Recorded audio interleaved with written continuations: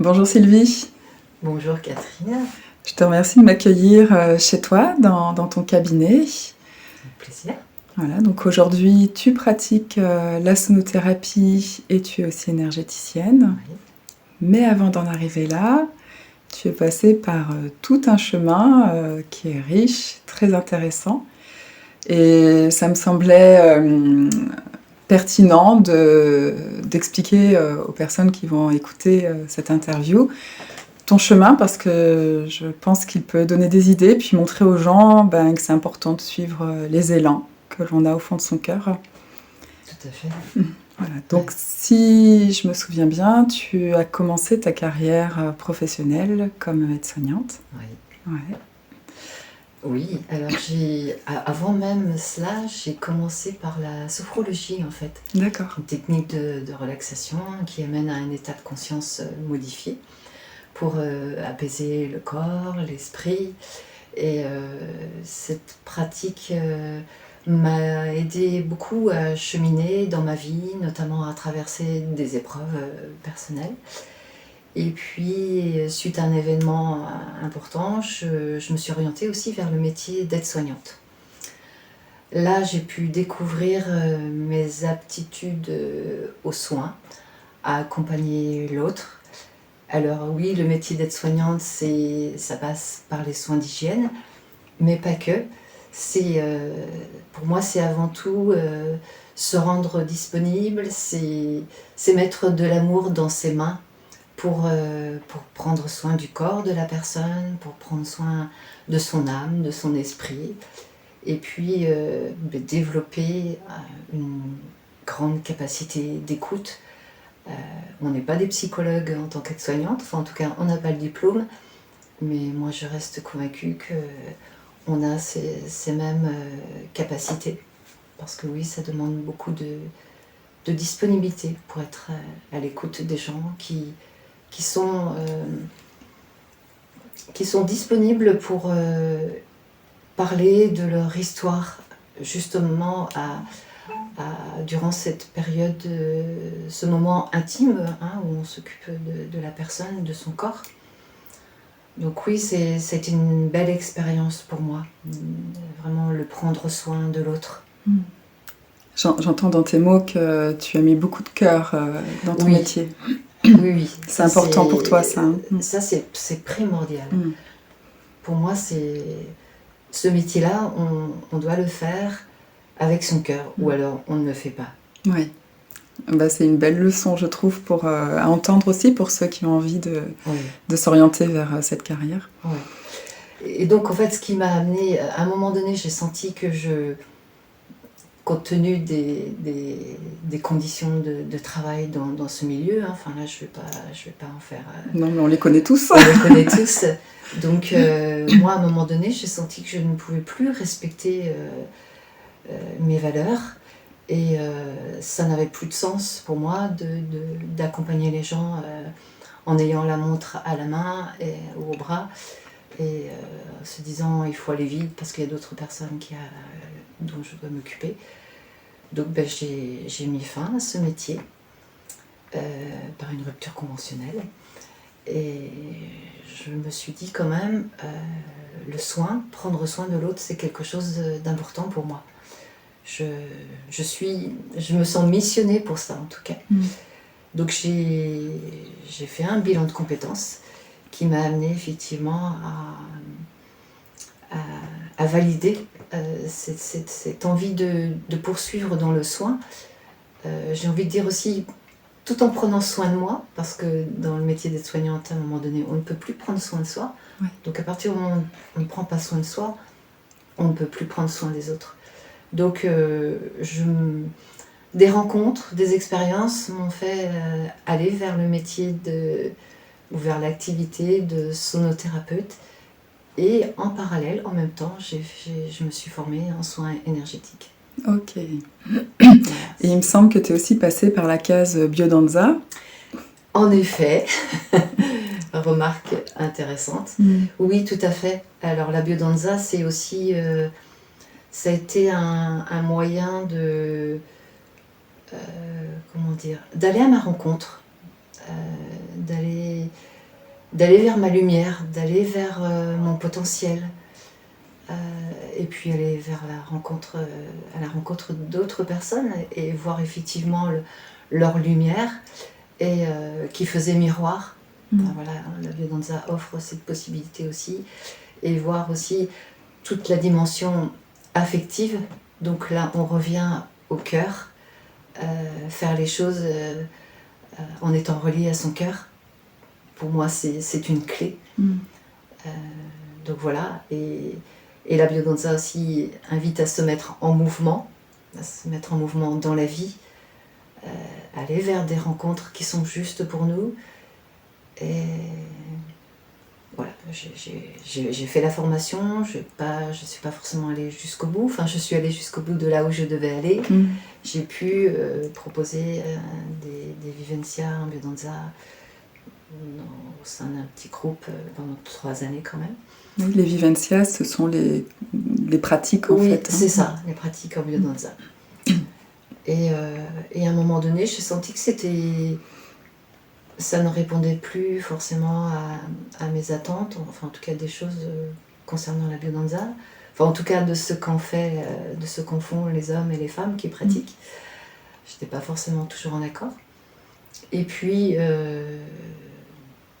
voilà, il s'est trouvé qu'un jour j'ai rencontré une femme énergéticienne et dans une foule, c'est elle uniquement que j'ai vue. Et je me suis sentie vraiment appelée à aller vers cette femme. On s'est rencontrés et j'ai pu faire un travail personnel avec elle. Et à un moment donné, j'ai senti que voilà, j'avais des aptitudes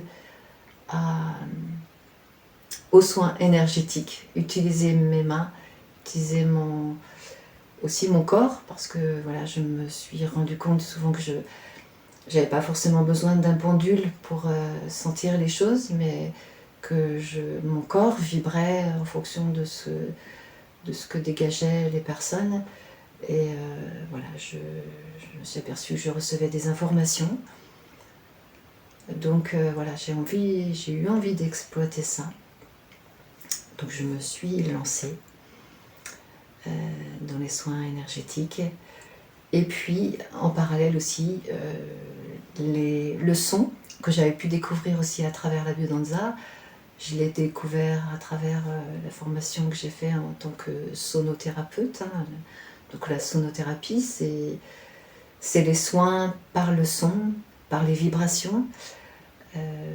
Lorsque je fais un massage sonore, la personne est installée sur une table, je pose des bols sur les différents chakras, les centres énergétiques. Et en fait, les vibrations des bols tibétains entrent en résonance avec toutes les cellules de notre corps.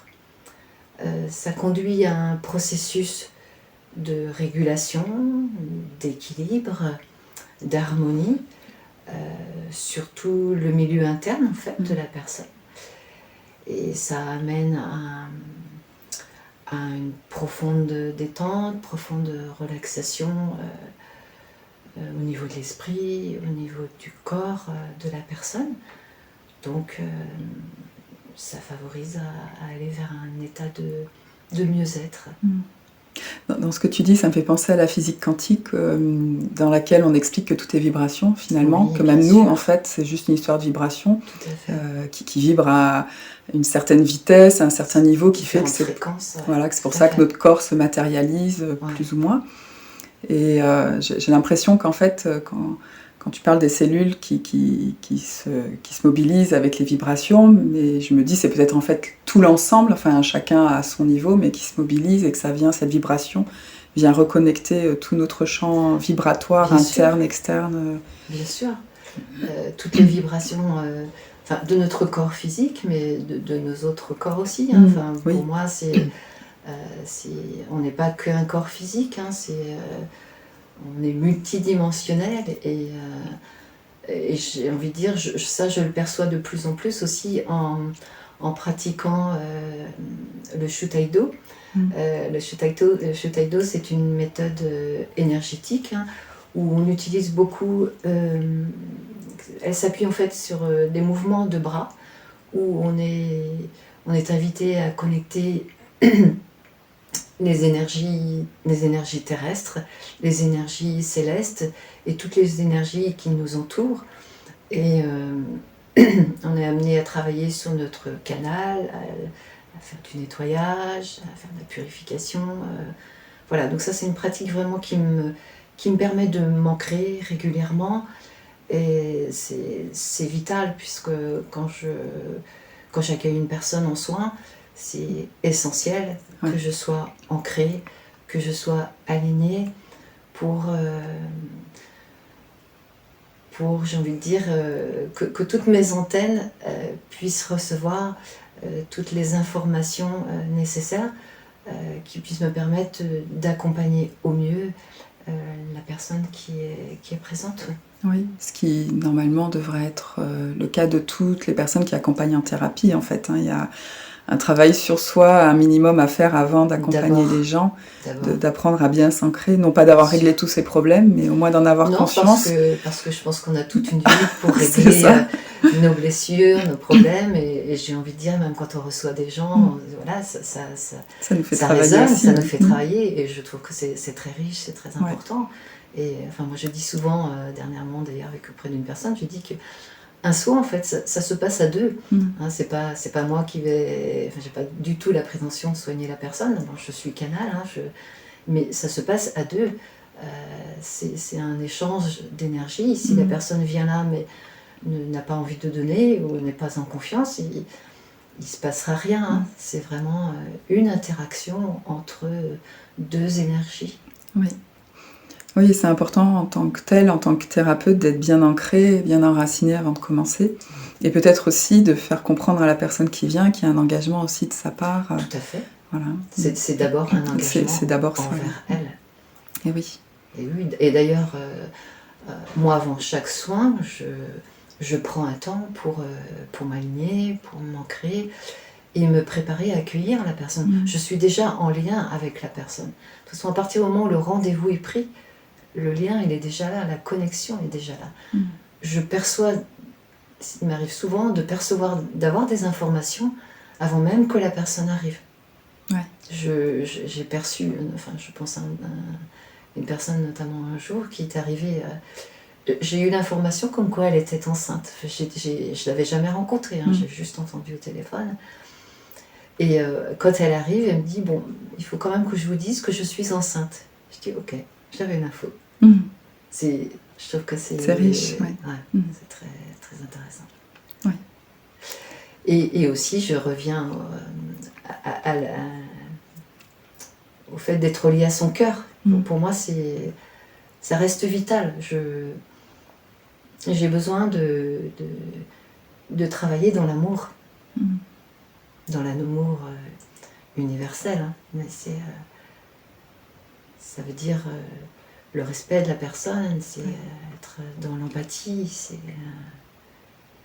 et mettre de l'amour dans mes mains. Enfin, puisqu'il peut m'arriver en soins énergétiques, soit d'apposer les mains juste au-dessus de la personne et je perçois les choses, mais plus ou moins proche. Quelquefois, je peux être éloignée, je perçois beaucoup de choses. Mais il peut m'arriver aussi, je sens que le corps appelle mes mains, et là je peux poser mes mains sur le corps, et bien sûr toujours dans le respect, en vérifiant auprès de la personne si c'est ok. Ça aussi c'est super important. Toujours vérifier auprès de la personne si c'est ok. Donc tu fais des soins de sonothérapie ou d'énergétique, c'est la personne qui te demande ou c'est toi qui sens aussi alors c'est variable en fait, en fonction de ce que la personne va me présenter quand elle vient me voir.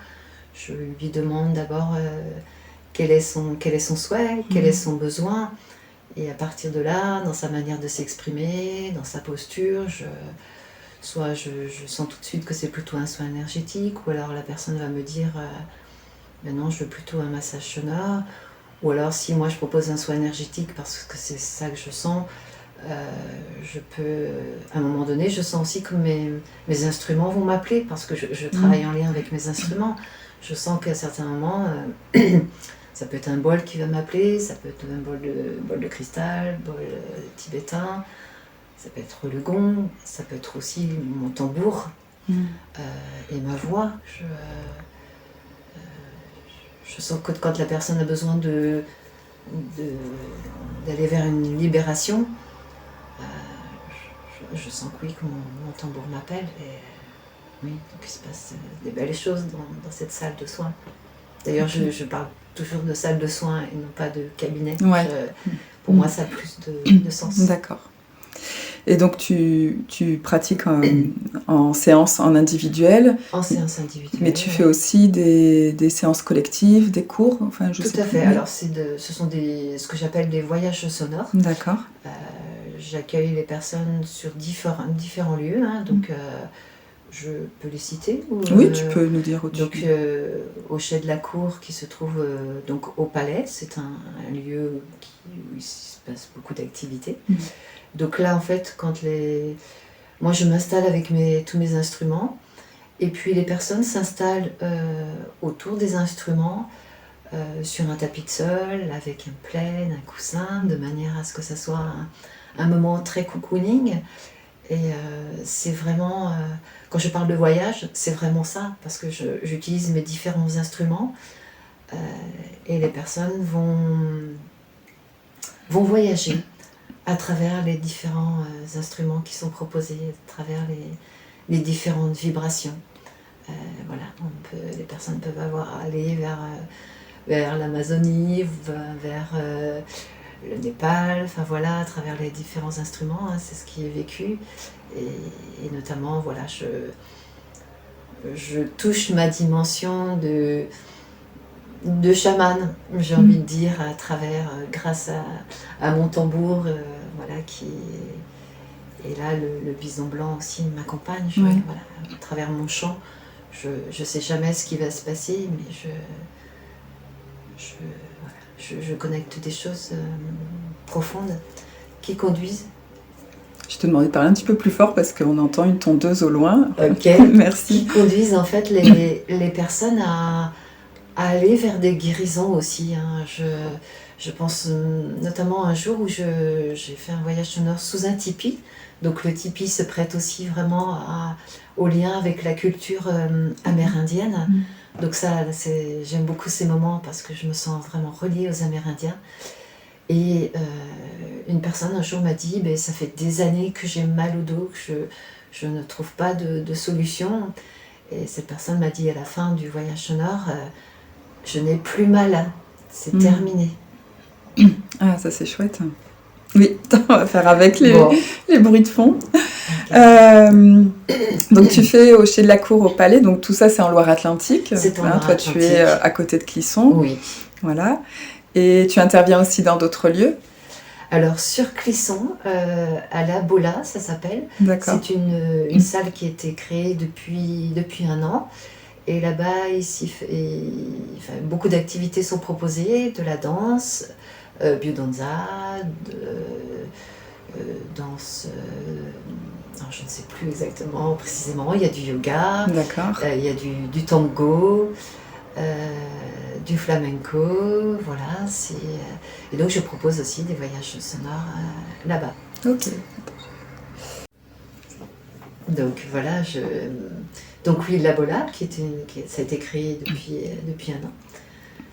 Donc là, je vais proposer un atelier tous les 3e lundis du mois. Au Chai de la Cour, c'est les premiers mercredis du mois. Et sous le tipi, donc à la Chapelle-Lin, c'est plutôt en période estivale, puisqu'en fait le tipi, on le monte courant avril-mai, et on le démonte au mois d'octobre, au mois de novembre, en fait, selon la météo et selon les activités prévues. Ok. Et donc, tu as un site, Alors, j'ai un site. Ok, oui. Donc je mettrai l'adresse du site dans la partie explication en dessous de la vidéo, comme ça les gens pourront directement cliquer et avoir les informations. Okay. Et puis, sur ton site, j'imagine qu'on peut avoir le contact vers toi. Oui. Ouais. Oui, il y a l'adresse mail, il y a le numéro de téléphone. En général, j'aime bien que les gens m'appellent, voilà, d'entendre la voix de la personne, d'entendre... pour moi, c'est super important, j'ai déjà des informations. Ouais. Et créer le lien déjà au téléphone. Oui, c'est important ça.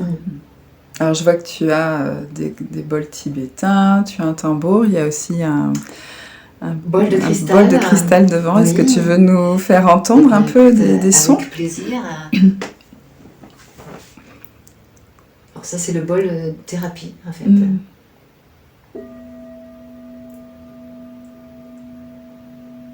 Voilà, on peut sentir que la vibration est longue. Oui, c'est doux. Et douce.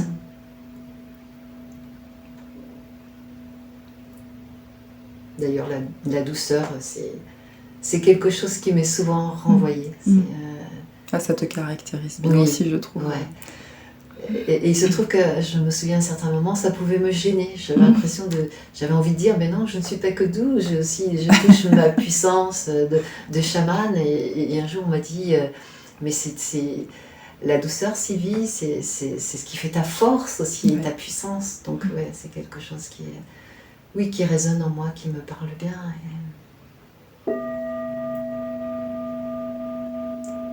Ça m'invite à descendre dans les profondeurs de son être.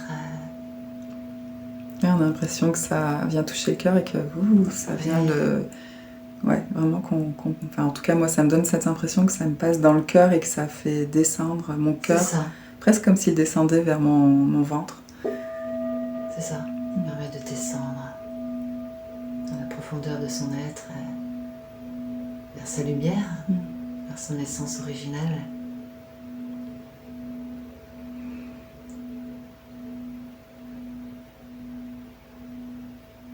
Et j'ai envie de dire, l'intérêt avec tous ces instruments, c'est que non seulement ça a des bienfaits sur la personne qui reçoit le soin, mais aussi sur moi. Donc ça me permet encore d'être encore plus disponible pour accompagner, prendre soin de la personne.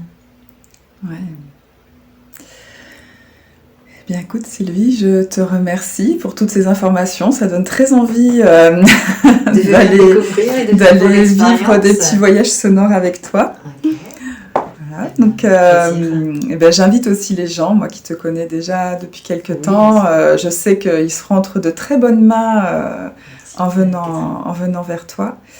Et écoute, je te souhaite de continuer ce très beau chemin sur la voie des ondes et des vibrations, voilà, de ton être aussi. Et je te souhaite beaucoup de bonheur sur ce chemin-là. Voilà, et j'invite vraiment les gens à venir te rencontrer. J'ai aussi envie de te remercier aussi toi, Catherine, parce que j'ai fait un long bout de chemin aussi avec toi, en tant que thérapeute. Et ça m'a aidé évidemment à faire beaucoup de chemin. Donc merci aussi à toi, Catherine. Merci Sylvie. Et je te remercie aussi de m'avoir accordé ce temps d'interview. Merci beaucoup pour t'être montrée disponible pour ce moment-là. Avec grand plaisir. Et au plaisir.